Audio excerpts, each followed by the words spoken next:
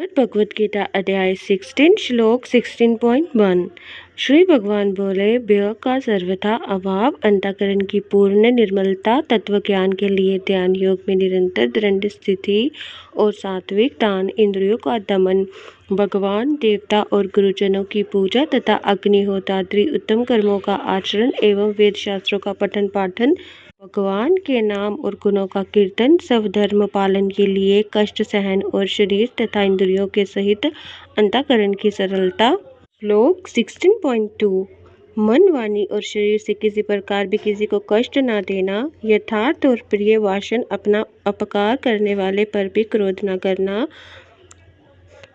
कर्मों में कर्तापन के अभिमान का त्याग, अंतःकरण की उत्पत्ति अर्थात चित्त की चंचलता का अभाव, किसी की भी निंदा न करना, सब भूत प्राणियों में हेतु रहित दया, इंद्रियों का विषयों के साथ संयोग होने पर भी उनमें आसक्ति का न होना, कोमलता, लोक और शास्त्र से विरुद्ध आचरण में लज्जा और व्यर्थ चेष्टाओं का अभाव। 16.3। तेज, क्षमा, धैर्य, बाहर की शुद्धि एवं किसी में भी शत्रुभाव का न होना और अपने में पूज्यता के अभिमान का अभाव, ये सब तो है अर्जुन देवी संपदा को लेकर उत्पन्न हुए पुरुष के लक्षण है। श्लोक 16.4। हे पार्थ, दम्भ, घमंड और अभिमान तथा क्रोध, कठोरता और अज्ञान भी ये सब आसुरी संपदा को लेकर उत्पन्न हुए पुरुष के लक्षण है। श्लोक 16.5। देवी संपदा मुक्ति के लिए और आसुरी संपदा बांधने के लिए मानी गई है, इसलिए हे अर्जुन, तू शोक मत कर, क्योंकि तू देवी संपदा को लेकर उत्पन्न हुआ है। श्लोक 16.6। अर्जुन, इस श्लोक में भूतों की सृष्टि यानी मनुष्य समुदाय दो ही प्रकार का है, एक तो देवी प्रकृति वाला और दूसरा आसुरी प्रकृति वाला। उनमें से देवी प्रकृति वाला तो विस्तार पूर्वक कहा गया, अब तू आसुरी प्रकृति वाले मनुष्य समुदाय को भी विस्तार पूर्वक मुझसे सुन। श्लोक 16.7। सूर्य स्वभाव वाले मनुष्य प्रवृत्ति और निवृत्ति इन दोनों को ही नहीं जानते, इसलिए उनमें ना तो बाहर भीतर की शुद्धि है, ना श्रेष्ठ आचरण है और ना सत्य भाषण ही है। श्लोक 16.8। आसुरी प्रकृति वाले मनुष्य कहा करते हैं कि जगत आश्चर्य रहित, सर्वथा असत्य और बिना ईश्वर के अपने आप केवल स्त्री पुरुष के संयोग से उत्पन्न है, अतएव केवल काम ही इसका कारण है, इसके सिवा और क्या है। श्लोक 16.9। इस मिथ्या ज्ञान को अवलंबन करके जिनका स्वभाव नष्ट हो गया है तथा जिनकी बुद्धि मंद है, वह सबका अपकार करने वाले क्रूर कर्मी मनुष्य केवल जगत के नाश के लिए ही समर्थ होते हैं। श्लोक 16.10। दंभ, मान और मद से युक्त मनुष्य किसी प्रकार भी पूर्ण न होने वाली कामनाओं का आश्रय लेकर अज्ञान से मिथ्या सिद्धांतों को ग्रहण करके और भ्रष्ट आचरण को धारण करके संसार में विचरते हैं। श्लोक 16.11।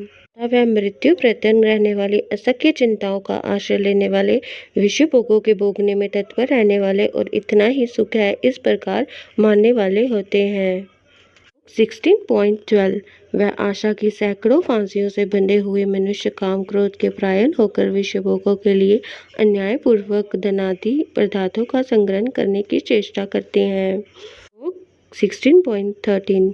वह सोचा करते हैं कि मैंने आज ये प्राप्त कर लिया है और अब इस मनोरथ को प्राप्त कर लूँगा, मेरे पास ये इतना धन है और फिर भी ये हो जाएगा। श्लोक 16.14। वह शत्रु मेरे द्वारा मारा गया और उन दूसरे शत्रुओं को भी मैं मार डालूंगा, मैं ईश्वर हूँ, ऐश्वर्य को भोगने वाला हूँ, मैं सब सिद्धांतों से युक्त हूँ और बलवान तथा सुखी हूँ। श्लोक 16.15 एंड 16। मैं बड़ा धनी और बड़े कुटुंब वाला हूँ, मेरे समान दूसरा कौन है, मैं यज्ञ करूँगा, दान दूंगा और आमोद प्रमोद करूँगा। इस प्रकार अज्ञान से मोहित रहने वाले तथा अनेक प्रकार से भ्रमित चित्त वाले मोहरूप जाल से समावृत और विषय भोगों में अत्यंत आसक्त असुर लोग महान अपवित्र नरक में गिरते हैं। श्लोक 16.70। वह अपने आप को ही श्रेष्ठ मानने वाले घमंडी पुरुष धन और मान के मत से युक्त होकर केवल नामात्र के यज्ञों द्वारा पाखंड से शास्त्र विधि रहित जजन करते हैं। श्लोक 16.18। वह अहंकार, बल, घमंड, कामना और क्रोध आदि के परायण और दूसरों की निंदा करने वाले पुरुष अपने और दूसरों के शरीर में स्थित मुझ अंतर्यामी से द्वेष करने वाले होते हैं। श्लोक 16.19 उन द्वेष करने वाले पापाचारी और क्रूर कर्मी नराधर्मों को मैं संसार में बार बार आसुरी योनियों में ही डालता हूँ।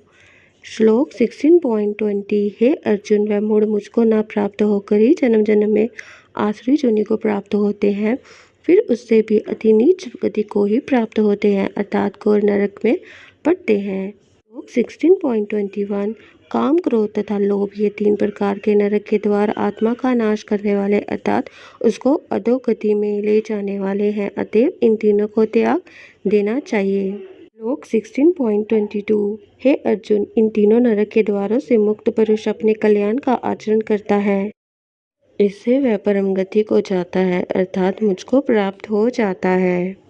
श्लोक 16.23 जो पुरुष शास्त्र विधि को त्याग कर अपनी इच्छा से मनमाना आचरण करता है, वह न सिद्धि को प्राप्त होता है, न परम गति को और न सुख को ही। श्लोक 16.24 इससे तेरे लिए इस कर्तव्य और अकर्तव्य की व्यवस्था में शास्त्र ही प्रमाण है, ऐसा जानकर तू शास्त्र विधि से नियत कर्म ही करने योग्य है।